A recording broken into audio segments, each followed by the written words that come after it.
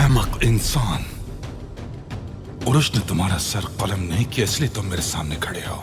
उसने तुम्हें मुर्दा समझकर समंदर में फेंक दिया और तुम जिंदा हो। उरुश के साथ ऐसा नहीं होगा, तुम्हें इसका कैसे मालूम? क्या मतलब है तुम्हारा? क्या मैं इंतजार करता? हाँ अहमक इंसान, हाँ, बल्कि तुम्हें पानी में गिरने वालों का मछली समझकर एक एक करके शिकार करना चाहिए था। उरुज को मुर्दा देखे बगैर वापस नहीं आना चाहिए था। दुआ करो तुम्हारा अंदाजा दुरुस्त साबित हो और उरुज वहां से जिंदा ना निकल पाए। निकलो निकलो, दफा हो जाओ, अभी तक खड़े हो जाओ।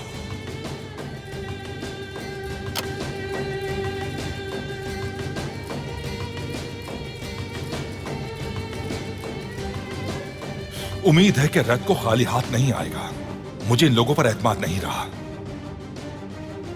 पेड्रो, तुम हर चीज काबू नहीं कर सकते, हर काम खुद नहीं कर सकते, याद रखना।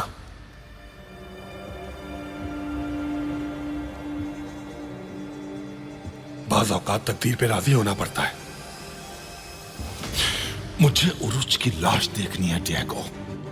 उसका मुर्दा जिस्म देखना जरूरी है।